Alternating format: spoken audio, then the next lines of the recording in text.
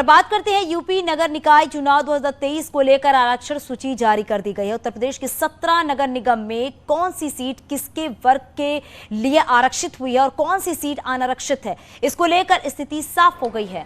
नगर विकास मंत्री ए.के. शर्मा ने press conference के माध्यम से इसकी जानकारी दी है। नगर निगम के लिए कुल 9 सीटें आरक्षित की गई हैं, जिसमें आगरा नगर निगम अनुसूचित जाति महिला, झांसी नगर निगम अनुसूचित जाति, शाहजहांपुर नगर निगम पिछड़ा वर्ग महिला, फिरोजाबाद नगर निगम को पिछड़ा वर्ग महिला, सहारनपुर नगर निगम को पिछड़ा वर्ग, मेरठ नगर निगम को पिछड़ा वर्ग, लखनऊ नगर निगम को महिला और कानपुर नगर निगम को महिला और गाजियाबाद नगर निगम को महिला के लिए आरक्षित किया गया है। तो देखिए, नगर निकाय की आरक्षण सूची जो है वो जारी कर दी गई है। हालांकि सूची पर सबकी निगाहें थी कि आखिरकार जब ये सूची जारी की जाएगी तो महिलाओं के लिए कितनी सीटें आरक्षित की जाएंगी। और देखिए, मेयर की कुल 9 सीटें जो हैं वो आरक्षित की गई हैं। निगम की 8 सीटें सम्मान वर्ग के लिए आरक्षित की गई हैं और साथ ही 6 निगम में महिलाओं के लिए आरक्षण दिया गया है।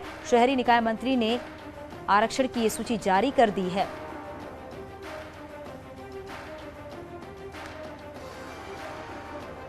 तो देखिए, निगम की 8 सीटें समान वर्ग के लिए आरक्षित कर दी गई हैं। महिलाओं के लिए 6 निगम में सीटें आरक्षित कर दी गई हैं। 3 सम्मान वर्ग के महिलाओं के लिए सीट आरक्षित कर दी गई हैं। और देखिए, इस सूची को लेकर ये कहा जा रहा था कि कब ये सूची जारी कर दी जाएगी और अब ये सूची फिलहाल जारी कर दी गई है, क्योंकि आगामी नगर निगम चुनाव को देखते हुए, निकाय चुनाव को देखते हुए तैयारियां शुरू कर दी गई हैं। और हालांकि सूची का इंतजार किया जा रहा था कि ये जल्द से जल्द ये सूची जो है वो जारी कर दी जाए और ये सूची जो है वो जारी कर दी गई है।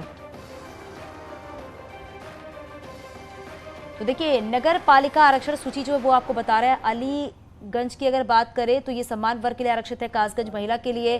तो एक एक करके ये हम आपको बता रहे हैं कि कौन सी सीटें कहां के लिए आरक्षित की गई हैं, महिलाओं के लिए कितनी सीटें आरक्षित किस जिले में की गई हैं, ये भी लगातार हम आपको बता रहे हैं। और अब आगामी चुनाव को देखते तैयारियां जोरों पर हो गई। बदायूं से महिला सीट आरक्षित है, पीलीभीत से महिला सीट आरक्षित है। तो एक एक करके ये भी हमने आपको बताया है। तो देखिए, लगातार ये हम आपको बता रहे हैं कि जो नगर निकाय आरक्षण की सूची है वो जारी कर दी गई है और ये भी एक एक करके आपको बताते जा रहे हैं कि कौन सी सीट कहां के लिए आरक्षित है, महिला के लिए कितनी सीट आरक्षित कर दी गई है। उत्तर प्रदेश के नगर निकाय के चुनावों के संदर्भ में हमने आरक्षण के अनंतिम अधिसूचना जारी कर दी है। ड्राफ्ट नोटिफिकेशन जिसको कहते हैं, इसमें ड्राफ्ट नोटिफिकेशन किया गया है, जिसमें आपत्तियां देने के लिए 1 सप्ताह का समय दिया गया है और 6 तारीख तक में, यानी कि 6 अप्रैल तक आपत्तियां शाम 6 बजे तक आपत्तियां दी जा सकती हैं। राज्य में 762 नगर निकाय हैं, जिनमें 17 नगर निगम, 200 नगर पालिका परिषद और 545 नगर पंचायतें हैं। उनमें से 2 निकायों, 1 नगर पालिका जो सिसवा बाजार है महाराजगंज की, और एक नगर पंचायत है भानपुर की, वहाँ कुछ कानूनी अड़चने हैं, इसलिए वहाँ पे उनको हम अलग रखते हुए हमने ये पूरी व्यवस्था की है।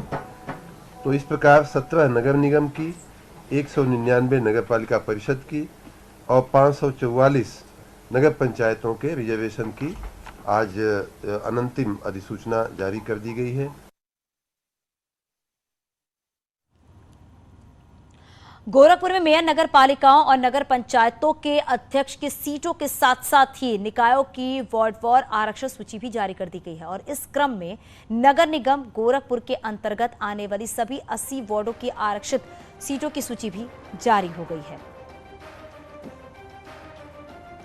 तो देखिए, गोरखपुर के अंतर्गत अगर बात करें तो आने वाली सभी 80 वार्डों की आरक्षित सीटों की सूची भी फिलहाल जारी कर दी गई है।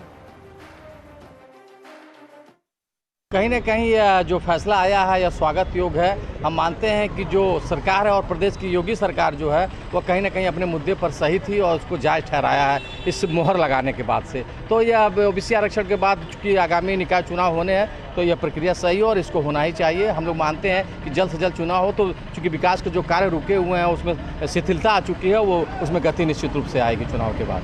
देखिए, सरकार को चुनाव कराना ही लेट था, इसीलिए ओबीसी का ये लफड़ा जो था, ये मसला जो था, ये कोर्ट तक गया। नहीं तो सरकार अगर चाहती तो सब कुछ सही करती और चुनाव समय से हो जाता।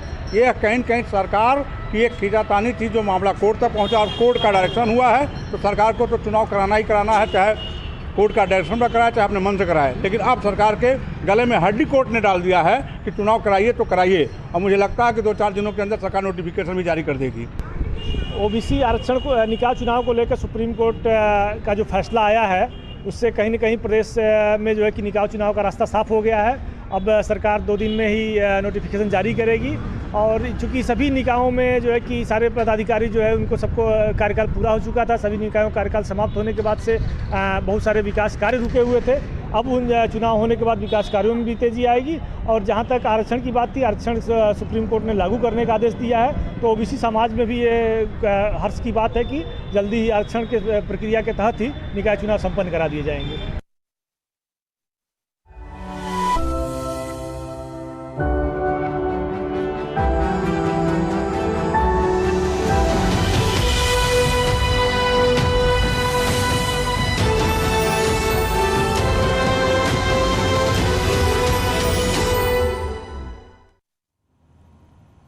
राइजिंग इंडिया में बोले उपराष्ट्रपति, हमारा लोकतंत्र सबसे ज्यादा मजबूत, किसी को हमें सिखाने का हक नहीं। विश्व में भारत का मान बढ़ा है, भारत के लोकतंत्र पर कोई सवाल नहीं। भ्रष्टाचार के खिलाफ जंग जारी है, व्यवस्थाओं में बड़ा बदलाव आया है। तो आपको बताते चले कि राइजिंग इंडिया में उपराष्ट्रपति मौजूद थे और इस दौरान उन्होंने कहा है कि हमारा लोकतंत्र सबसे ज़्यादा मजबूत है, किसी को हमें सिखाने का हक नहीं है। ये भी बात उपराष्ट्रपति की तरफ से कही गई है।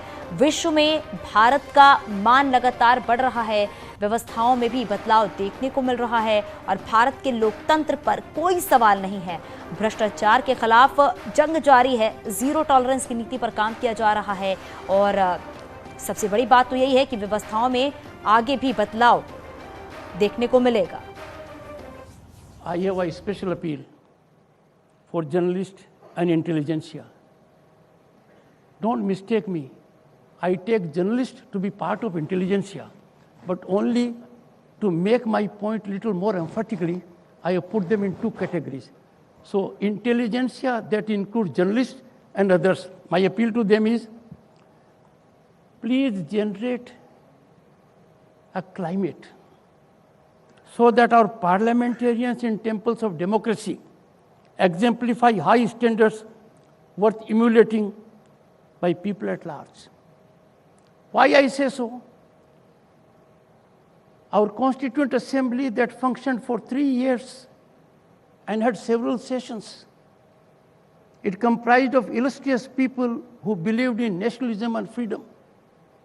They gave us a constitution to us facing contentious issues, divisive issues, and they navigated it without disruption, without disturbance, engaging in debate, dialogue, discussion, and deliberation. There was no occasion for them